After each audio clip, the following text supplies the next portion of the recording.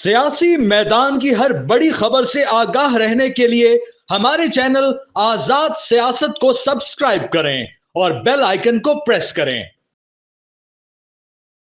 अस्सलाम वालेकुम भाइयों बहनों, मैं हूं डॉक्टर फरहान वर्क और आप देख रहे हैं द ब्रीफिंग रूम। और आज के इस स्पेशल एपिसोड में हम आपसे DGISPR और पाकिस्तान फिजाइया के तर्जुमान की जो बहुत अहम प्रेस कॉन्फ्रेंस हुई है उसके मुतल्लिक तमाम तर तफसीली बातचीत करेंगे और आपको बताएंगे कि उन्होंने क्या बोला।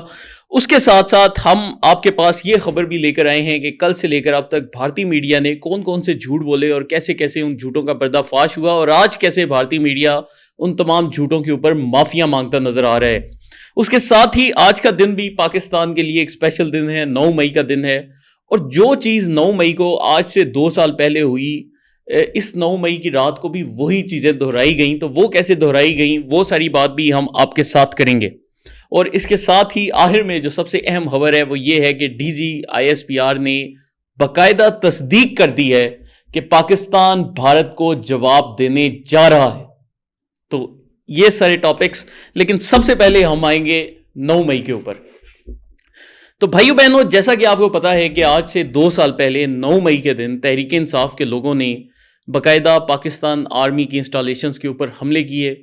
कोर कमांडर हाउस को निशाना बनाया गया, GSQ को निशाना बनाया गया, ISI के हेडक्वार्टर्स को निशाना बनाया गया। हर जगह जहां जहां मिलिट्री इंस्टॉलेशंस मौजूद थी वहां पर बाकायदा हमले किए गए। लोगों को इश्तियाल दिलाया गया, मुल्क व कौम के लोगों को पाकिस्तानी फौज के खिलाफ करने की साजिश रचाई गई। लेकिन इस सब के साथ अगर आपको याद हो तो 2 साल पहले 9 मई को बाकायदा एक प्रोपेगेंडा कैंपेन लॉन्च की गई थी। और ये जो प्रोपेगेंडा कैंपेन थी, इसको लॉन्च करने में तहरीक इंसाफ के जो यूट्यूबर्स थे, आदिल राजा, मोहित पीरजादा, इमरान रियाज, ये सब लोग इसमें शामिल थे। और अगर आपको याद हो तो 9 मई को क्या खबरें आ रही थी, मैं आपसे दोहरा रहा हूं कि जनरल आसिम मुनीर के खिलाफ बगावत हो चुकी है। जनरल आसिम मुनीर को बाहर किसी मुल्क में रख लिया गया है। पाकिस्तान के जो चीफ ऑफ जनरल स्टाफ हैं उन्होंने बाकायदा सारा कब्जा कर लिया है। शहबाज शरीफ जो से हैं उनके खिलाफ बगावत हो चुकी है। वजीर आजम हाउस के अंदर हमारे लोग घुस चुके हैं। तहरीक इंसाफ का जो एहतजाज है वो बहुत बड़ा हो चुका है। कोयटा समेत पेशावर और हर जगह पर लोगों ने कब्जा संभाल लिया है, फौज को साइड पर कर दिया है। पाकिस्तानी फौज में इस्तीफे आ रहे हैं। ये सारी खबरें आज से 2 साल पहले मनोअन चलाई जा रही थी। और इसके साथ एक और इंटरेस्टिंग खबर यह भी थी कि इमरान खान को जेल में तशद्दुद का निशाना बनाया जा रहा है और उनको खत्म कर दिया जाएगा। उसके बाद तहरीक इंसाफ के कारकुनों को जोश दिला दिलाकर बाकायदा पाकिस्तानी फौज के ऊपर हमले किए गए और बेशर्मी और ढिठाई और जिल्लत का वो मुजाहरा तहरीक इंसाफ के कारकुनों ने किया जिसकी आज तक मिसाल नहीं मिलती।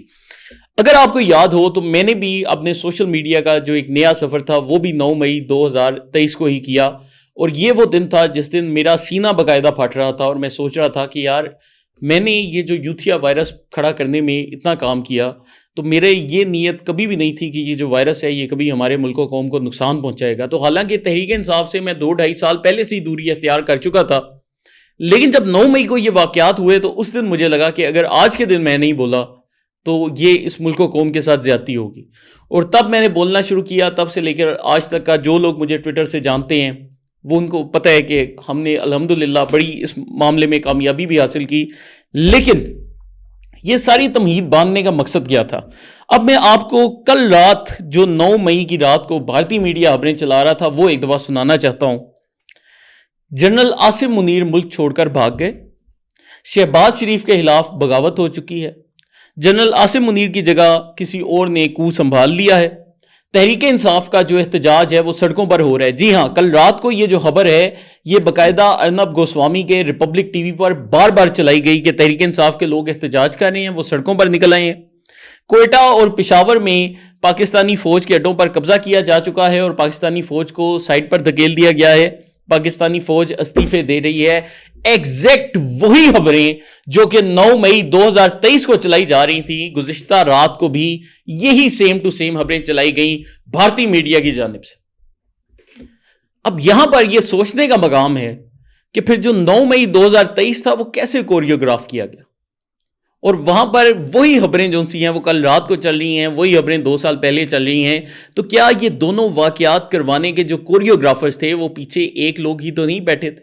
کہ ایک ہی طبقہ بیٹھا ہے اور اس نے پہلے ان کو ہدایات دیں اور پھر دوبارہ سے ان کے پاس ایک موقع آیا تو انہوں نے وہی ہدایات بھارتی میڈیا کے تھرو شائع کر دیں.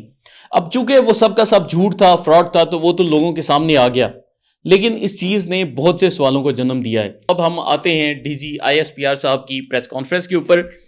تو D G I S P R نے آج کی پریس کانفرنس میں کافی سارے اہم انکشافات کیے ہیں. جو سب سے اہم انکشاف ہے وہ تو کل، اگر آپ کو ہمارا شو یاد ہو تو کل رات 12:30 بجے اپنے شو میں ہم نے آپ کو بتایا تھا کہ بھارت نے گزشتہ رات کو 4 پرتھوی میزائلز پاکستان کی جانب لانچ کیے. اب یہ جو ہیں شارٹ رینج بیلسٹک میزائلز ہیں، 1 سے 125 کلومیٹر کا یہ فاصلہ طے کر سکتے ہیں، لیکن ان میں سے جو 3 میزائل تھے وہ حیران کن طور پر امرتسر میں گرے، جبکہ ایک جو میزائل ہے وہ پاکستان میں داخل ہوا. امرتسر میں یہ میزائل گرانے کا بھارتی مقصد یہی تھا کہ حالیہ کچھ عرصے میں جو سکھ رہنماؤں نے پاکستان کے حق میں تقریریں کی ہیں، وہ ساری جو تقریریں ہیں ان سے بھارتی حکومت پریشان تھی اور ان کو واقعتاً یہ شک پڑ گیا تھا کہ اگر اب بھارتی فوجیں کسی بھی قسم کی موومنٹ کرتی ہیں تو بھارت کے مقبوضہ پنجاب میں وہ ان فوجوں کو روک سکتے ہیں. تو اس کا مقصد یہ تھا کہ سکھوں کو پاکستان کے خلاف کیا جائے، لیکن آج D G I S P R نے وہ پورے کا پورا جو فالس فلیگ تھا وہ قوم کے سامنے رکھ دیا ہے.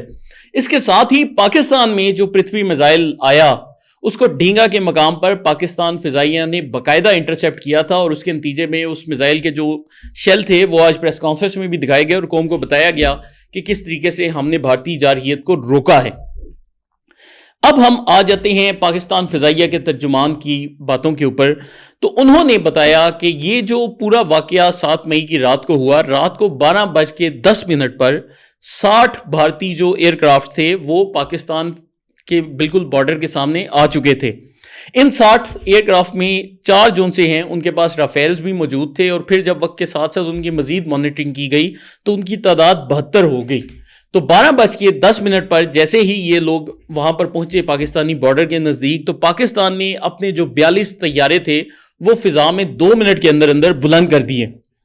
اور جیسے ہی یہ طیارے بلند ہوئے تو بھارتی طیارے جن کا بظاہر جو ایک مقصد نظر آ رہا تھا وہ پاکستانی ایئر سپیس کی وائلیشن تھا اور پاکستان کے اندر داخل ہونا تھا، وہ وہیں رک گئے اور انہوں نے مزید اندر آنے کا فیصلہ نہیں کیا. اب وہاں سے انہوں نے میزائلز اپنے جو سے ہیں وہ لانچ کر دیے جن لوکیشنز کو انہوں نے مارک کیا ہوا تھا، اور جیسے ہی میزائلز لانچ ہوئے اس کے بعد پاکستان فضائیہ نے ایکشن لینے کا فیصلہ کیا، کیونکہ ہماری فضائیہ کی جو پالیسی تھی وہ تھی ڈیٹرنس کی، کہ ہم نے ان کو داخل نہیں ہونے دینا. جب وہ میزائل مار دیے انہوں نے تو اس کے بعد ہماری پالیسی تبدیل ہوگی، اور اب یہ شور کل کی پالیسی تھی کہ پاکستان فضائیہ اب ان کو نشانہ بنائے گی.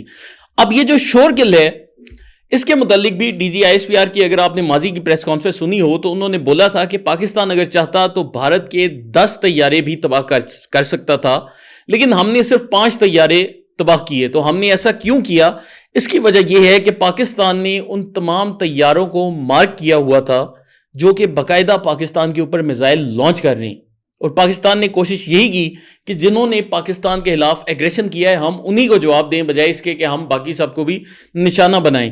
اب اس فیصلے کے اوپر تجزیہ ہو سکتا ہے کہ عمل درست تھا یا غلط تھا، لیکن ہم نے اس سوچ کے تحت ان کو نشانہ بنایا. اس کے بعد پاک فضائیہ کے ترجمان نے غیر ملکی صحافیوں کے سامنے باقاعدہ وہ تمام نقشے، تمام الیکٹرانک سگنیچرز اور آڈیوز بھی پلے کر دیں جن سے یہ صاف ثبوت پوری دنیا کے صحافیوں کے سامنے آئے ہیں کہ پاکستان نے واقعتاً بھارت کے 5 طیارے مار گرائے ہیں. اب یہ جو الیکٹرانک سگنیچر ہوتا ہے یہ کیا ہوتا ہے کہ جتنے بھی طیارے یہ جو میزائلز گزرتے ہیں ان کا باقاعدہ ریڈار کے اوپر ایک سگنیچر آتا ہے جس سے ہمیں پتہ چلتا ہے کہ اس چیز کی موومنٹ ہوئی ہے. یہ سگنیچر پاکستان کے پاس بھی آتا ہے، یہ سگنیچر بھارت کے پاس بھی آتا ہے. تو ہم نے یہ جون سے ہیں اب ایڈوانس جون سے ہیں ایویڈنس دنیا کے سامنے رکھ دیے ہیں، اور یہ جو ثبوت ہیں ان کے مطابق جو بھارت کا MiG 21 تھا یہ سری نگر سے 8 میل دور جو سا لائن آف کنٹرول میں اس جگہ پر گرا. جو بھارت کا SU-30 تھا یہ بھی لائن آف کنٹرول سے 25 میل دور جا کر گرا. جو رافیلز تھے وہ 3 رافیلز پاکستان نے تباہ کیے، اور یہ آپ کو بتاتے چلیں کہ بھارت نے ٹوٹل 4 رافیل اس پورے آپریشن میں اتارے تھے. ان میں سے ایک جو سا ہے سری نگر سے 54 میل دور گرا، ایک جموں میں گرا، اور تیسرا جو سا ہے وہ بھٹنڈا میں گرا. اور بھٹنڈا میں گرنے والے کی بھی ایک ایکسکلوزیو سٹوری ہمارے سامنے آئی ہے کہ یہ جو رافیل بھٹنڈا میں گرنا تھا یہ اصل میں پہلے جموں کی سائڈ کے اوپر اڑ رہا تھا، اور جب اس کو پتا چلا کہ پاکستان کے یہ جو PL-15 میزائلز ہیں وہ اس کا پیچھا کر رہے ہیں تو اسی وقت اس نے اپنا جتنا بھی پے لوڈ تھا وہ سارا گرایا تاکہ وہ جو جہاز ہے وہ ہلکا ہو جائے. اور سارا گرا کر اس نے بھاگنے کی بہت کوشش کی رافیل نے، لیکن پھر جب وہ بٹنڈا پہ پہنچا تب بھی جا کر میزائل نے اس کو انٹرسیپٹ کیا، اور وہ بجائے اس کے کہ وہ جموں میں گرتا وہ بٹنڈا میں جا کر اس کا جہاز گرا. لیکن وہ جو پائلٹ تھا وہ ایجیکٹ کر چکا تھا، اور وہ پائلٹ زخمی حالت میں ابھی بھی بھارت کے ہسپتال میں موجود ہے. اور اس حوالے سے جو ویڈیوز آئی ہیں وہ باقاعدہ بھارتی پنجاب سے بٹنڈا شہر کے لوگوں کی ویڈیوز آئی ہیں کہ ہم نے ایک پائلٹ کو زخمی حالت میں ہسپتال پہنچایا ہے، تو وہ سب موجود ہے. اس کے ساتھ ہی پاکستان فضائیہ کے ترجمان نے باقاعدہ آڈیو کال بھی پلے کی جس میں جو جہاز تباہ ہوا اس کا کوڈ نیم گاڈزلا تھا، اور انہوں نے ثبوت دکھائے عالمی برادری کو کہ یہ جو سا ہے اس کا ڈسٹریس سگنل ہم نے کیپچر کیا ہے جس میں جہاز کے پھٹنے کی بھی آواز آ رہی ہے. تو پوری دنیا نے یہ سارے ثبوت دیکھے ہیں. جبکہ اس کے کمپیریزن میں اگر ہم دیکھیں کہ بھارتی میڈیا نے کل سے اب تک کیا ہے، تو انہوں نے بولا کہ جی ہم نے لاہور پہ قبضہ کر لیا ہے، اسلام آباد پہ بلیک آؤٹ ہو چکا ہے، کوئٹہ کے اوپر جی BLA کا قبضہ ہو چکا ہے. کچھ جعلی خبریں ہم نے آپ کو پہلے بھی بتائی ہیں. تو وہ جون سے ہیں دنیا جہان کی بونگیاں مارتے رہے ہیں، جس کے بعد سے کل رات سے لے کر اب تک جتنے بھی معتبر بھارتی صحافی ہیں وہ سب سوشل میڈیا پر آ کر باقاعدہ بھارتی میڈیا کے اس ایٹیٹیوڈ کے اوپر معافیا مانگ رہے ہیں، اور وہ کہہ رہے ہیں کہ ہم سے یہ بہت بڑی بھول ہوئی کہ ہم بھارتی میڈیا کو سچ مانتے رہے، اور ہم اس عمل پر اپنی قوم سے معذرت خواہ ہیں. اب اس کے ساتھ ہی بھائیوں ایک اور اہم چیز کہ پاکستان نے جو ڈرونز اب تک بھارت کے کل سے اب تک مارے ہیں یہ تقریباً 77 ڈرون ہیں. تو 77 ڈرون وہ بھی اسرائیل کے. اور میں آپ کو یہ بھی بتاتا چلوں کہ یہ جو چھوٹے اسرائیلی ہارپی ڈرونز ہیں ان کے جو مختلف ڈیفنس کانٹریکٹس کی ہمارے تک اطلاعات آ رہی ہیں، تو یہ جو ایک ہارپی ڈرون ہے یہ بھارت کو تقریباً $10 ملین کا پڑتا ہے. عام طور پر اس کی جو ویلیو ہے یہ $2 سے $1 ملین کے درمیان ہوتی ہے، لیکن جو بھارتی ڈیفنس کانٹریکٹس ہیں اس میں بہت بڑے پیمانے پر باقاعدہ کرپشن کی گئی، اور یہ ساری کرپشن مودی سرکار میں ہوئی ہے.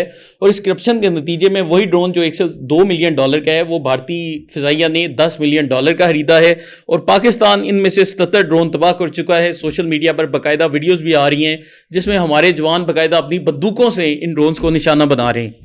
اب یہاں پر ایک سوال یہ اٹھتا ہے، اور ایک صحافی نے یہ سوال باقاعدہ پریس بریفنگ میں بھی کیا کہ ایسا کیسے ہے کہ بھارتی ڈرون جو ہے پاکستان میں راول پنڈی جیسی جگہوں پر بھی آ جائے اور پاکستان اس کو بروقت نہ روکے.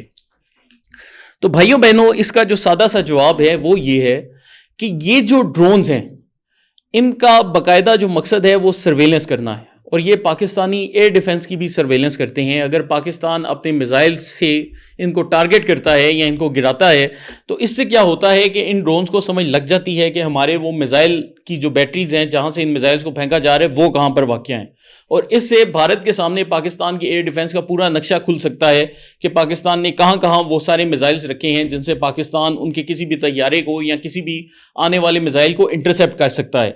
تو یہ چونکہ ڈرونز اس طریقے سے اتنے اہم نہیں، اس لیے ان ڈرونز کے لیے اس چیز کا باقاعدہ استعمال نہیں کیا جا رہا. لیکن یہ بات بالکل لازم ہے کہ پاکستان کے جو ریڈار سسٹمز ہیں وہ ان ڈرونز کو باقاعدہ ٹریس کرتے ہیں، ان کی لوکیشنز دیکھی جاتی ہیں، اور وہ جگہیں جہاں پر پاکستان کو لگتا ہے کہ ہم بآسانی کسی میزائل وغیرہ کی مدد کے بغیر ان کو ٹارگٹ کر سکتے ہیں تو اس کے لیے پاکستان پھر اپنے جو مقامی سطح کے ہتھیار ہیں ان سے ان کو ٹارگٹ کرتا ہے اور ان کو گراتا ہے. آج بھی ایک ویڈیو میں ہمارا سپائی باقاعدہ اپنی بندوق سے ایک ڈرون کو ٹارگٹ کر رہا تھا، اور یہ ڈرون اس سے گر بھی رہے ہیں. تو $10 ملین پاکستانی کرنسی کے مطابق 280 کروڑ روپے بنتے ہیں. تو بھارت کے ہم نے 77 ڈرون اب تک مار گرائے ہیں، اور ہم صرف ایک گولی سے ان کا 280 کروڑ روپے کا جو ڈرون ہے وہ بھی گرا رہے ہیں.